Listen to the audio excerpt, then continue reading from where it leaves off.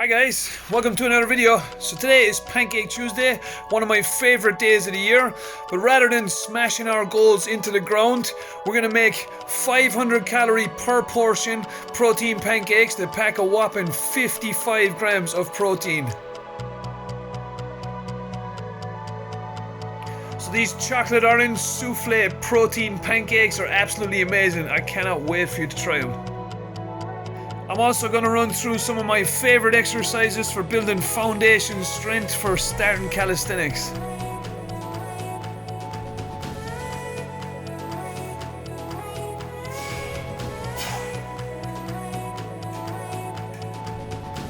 So I absolutely love the combination of chocolate and orange. Terry's chocolate orange being one of my absolute favourites. Not a big fan of the calorie count however, so this one is almost as good with nowhere near the amount of calories.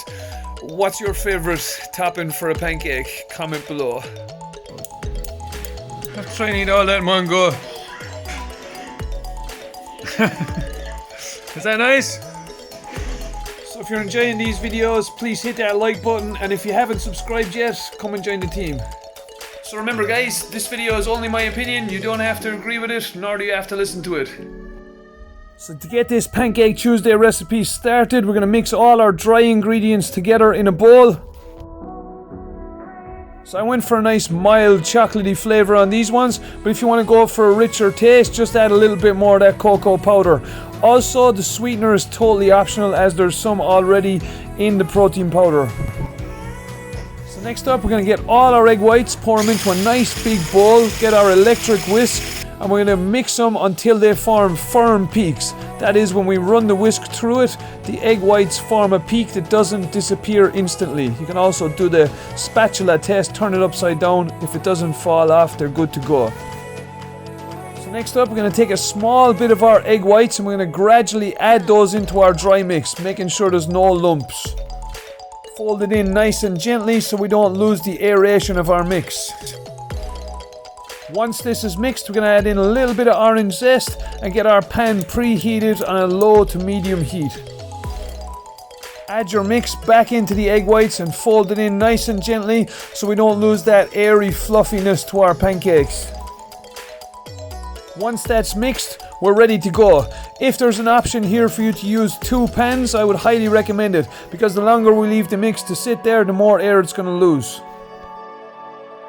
Spoon a nice big helping of the mixture into your pan and leave the batter to rest in your fridge. Again, this is to help to stop losing that fluffiness in the pancakes. Once there's a nice golden seal on the bottom of the pancakes and we see them starting to firm up a bit around the sides, it's ready to flip. While our pancakes are cooking, we'll go ahead and get started on our chocolate sauce. Add your coconut milk, your cocoa powder, your protein powder, and a small bit of water into a pot. Give it a nice thorough mix. Once it's thoroughly mixed, it's ready to go on the hob on a nice low heat. Give your pancakes a gentle press in the middle of the pancake. If they start to firm up, they're ready to go. Try to keep an eye on them, don't overcook them, because if you do, they'll lose that nice soft fluffy texture. So I'm going to give a beautiful hint of orange to our sauce by adding a little bit of orange zest. While it's on the heat, stir it constantly and add a little bit of water gradually until it gets the texture that you're looking for. So once all our pancakes are ready and our sauce is good to go, it's time to plate up. Remember, this recipe makes 2 equal portions of 500 calories. So top it off with some orange segments. I went for some blood orange to give it a nice vibrant colour. I mean, look at that, how tasty does that look? So feel free to add your own twist to it. Add a bit of Greek yogurt, get some nuts on there if you want to add a couple of extra calories. This is your Pancake Tuesday.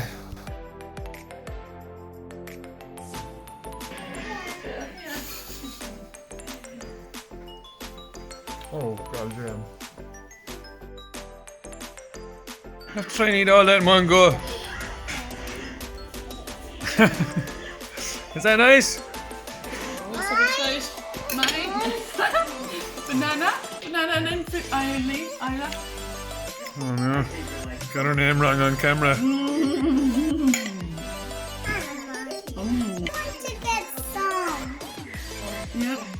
find some. To get my own bites, Nana. Why? Is that nice?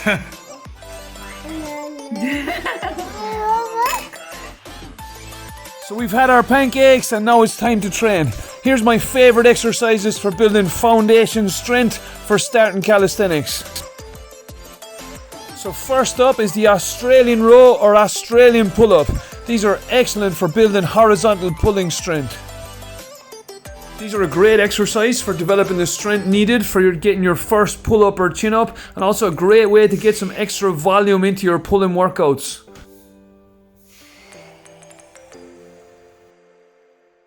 Next up is the push-up, an absolute staple for building strength in calisthenics. A solid push-up and proper technique is the gateway to all the major advanced pushing calisthenics skills.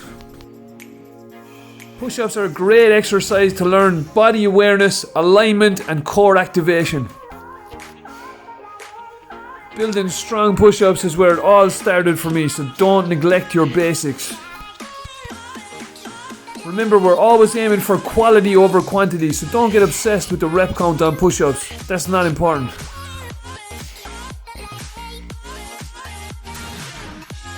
Next up is the L-sit, and for me this is the foundation of core strength in calisthenics. A strong and stable L-sit will pave the way to advanced skills in calisthenics. Next up is our push-up to L-sit. This is one of the first dynamic movements you learn in calisthenics, and I absolutely love this one. They're so much fun to do and so beneficial for your strength development. For me, this is one of the key movements to start to develop control over your body.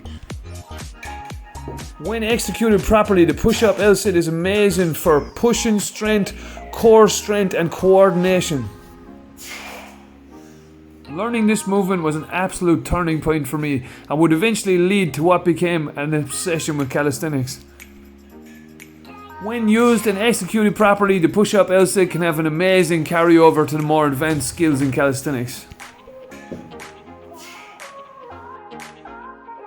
Next up is an absolute must in your calisthenics journey, that is the chin-up or the pull-up. Chin-ups are generally considered easier than pull-ups, so most of my beginners start with chin-ups and move on to pull-ups. But for a well-rounded approach, I think it's important to practice pull-ups, chin-ups and neutral grip pull-ups, which are a favourite of mine. Now, not everybody is able to do a bodyweight pull-up at the start of their journey, so there are ways and means to work up towards it. A great option can be using resistance bands, although there are some drawbacks here as the band gives you much less assistance at the top of the movement than it does at the bottom. Banded pull downs are also a great way of developing strength and muscle memory for pull-ups. These can be great if you don't yet have the strength to perform a band assisted pull-up or chin-up, but also great for building good habits for more experienced athletes. Foot assisted low chin-ups or pull-ups are also a great way of developing the muscle memory and building some strength to move towards our full chin-up or pull-up. Remember, Rome wasn't built in a day, so start slow and build progressively. Another absolute favourite of mine is the ring pull-up. These are great for building strong and stable shoulders. Pull-ups have always been a favourite of mine and I think are an absolute key for any well-rounded athlete. Next up are dip shrugs and support holds. These are key for developing strength in scapular depression and are amazing for exercises like the L-sit where we must push the shoulders away from the ears. Support holds are great for developing strength and understanding of external rotation, as well as having an excellent carryover to exercises like the planche in the future. For me, understanding and developing the muscles around the scapula is key to long-term success in calisthenics. Next up are hangs and scapula pull-ups. Developing a strong hang at the start of your calisthenics journey is so important for the carryover later on down the road.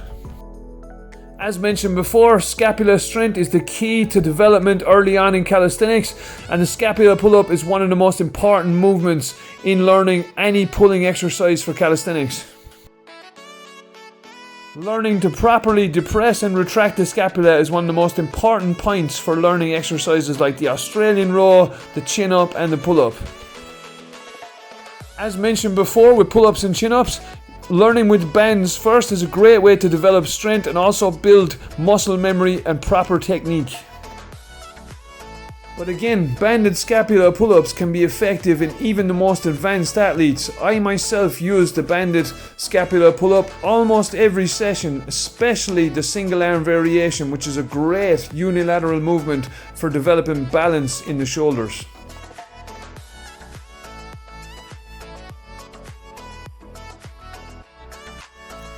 Next up is the wall-facing handstand. This one is amazing for developing alignment and also great for getting time under tension in the handstand. To develop a strong handstand, we need to spend sufficient time in the position with the correct alignment, and the wall-facing handstand is great for this. And last but not least is spending time on probably the most overlooked muscles in everybody's shoulders, and that is the rear delts and the external rotator muscles. Modern day lifestyle and spending too much time hunched over at desks leaves most of us with an imbalance in the shoulders, where the muscles at the front are much stronger than the muscles at the back. So if we want our shoulders to be strong and healthy enough to pull off the more advanced skills in calisthenics, then we need to spend lots of time developing strength in the upper back. I work on my rear delts and external rotators almost every session, because you're only as strong as your weakest link.